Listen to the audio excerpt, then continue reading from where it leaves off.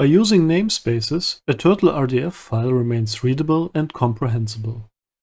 However, it can still be challenging to interpret, as statements can be written in any order. For example, when you first encounter the statement, Kingdom of Heaven, as actor Orlando Bloom, it's not immediately clear whether Kingdom of Heaven refers to a movie, a play, or a musical. This important piece of information is often revealed much later, towards the end of the file. To solve this issue, the Turtle syntax provides two important syntax tools: the comma and the semicolon. Let's first have a look at the semicolon. When you finish a statement with a semicolon instead of a dot, the next statement stays focused on the current subject. So let's take Kingdom of Heaven, for example. Instead of a dot, I write a semicolon at the end. Then I will add an additional statement to Kingdom of Heaven. In this case, I will take Kingdom of Heaven concepts has role failure. So I write concepts as role and then value.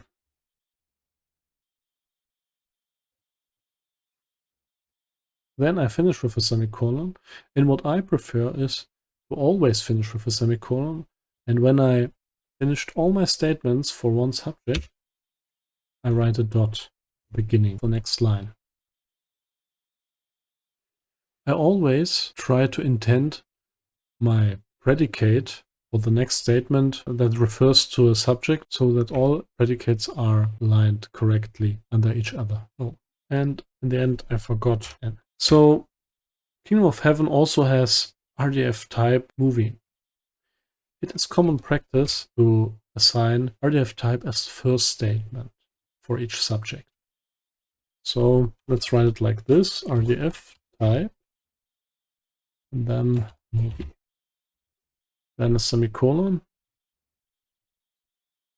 And then I intended so that everything is on a line. So now that Kingdom of Heaven already has the RDF type statement that it's a movie and has the role assigned, we can remove the last two statements.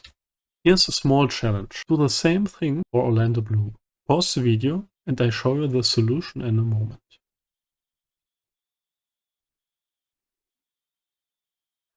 Okay, let's format the statements around Orlando Bloom in a better structure. So RDF type should always be the first statement. So let's start with this.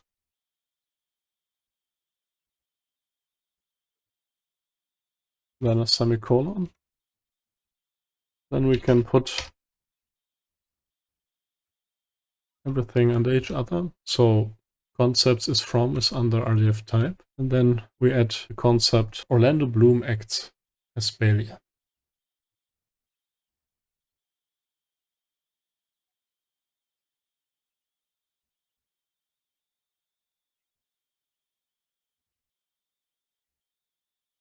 And now these two statements can be removed.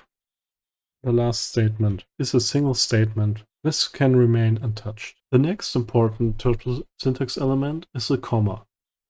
When using a comma at the end of a statement, the next statement is focused on the current predicate. With our current dataset, this is hard to demonstrate, since no predicate is used twice on the same object. But this is easy to change. Let's add some more rules to our movie. So let's add, for example, some roles like Sibylla, the female lead role in the film. Then of course we have some great kings like Baldwin and the Sultan Saladin. You can then continue with a different predicate. For example, you can take the hasActor predicate and put it under the concepts as role and RDF type. When listing multiple objects that belong to the same predicate, I intend them so that they are listed under each other, similar to the predicate that are separated by semicolons. The last syntax element I want to show you in this lesson is a way to commentate in your turtle file.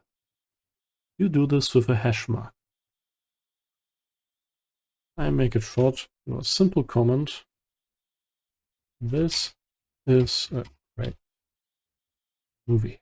Now you are ready to understand nearly every turtle file, at least from the syntax perspective. Let's save the file and upload it into our graph database. So in our graph database, click on Import RDF data,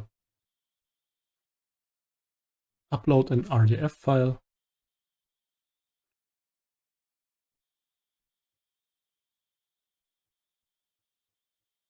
then click on Import. Use our named graph, iMovies.com data. And now everything is imported. Let's have a look at our graph. And let's choose Kingdom of Heaven, since we added multiple new statements to it.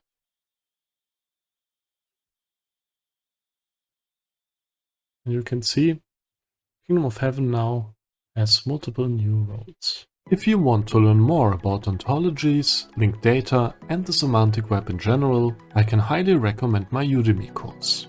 There you will not only learn all the basics about RDF, but also about the query language SPARQL, automated inference of new information using reasoning, and developing your own ontology-based apps. You can find the link to the course in the video description.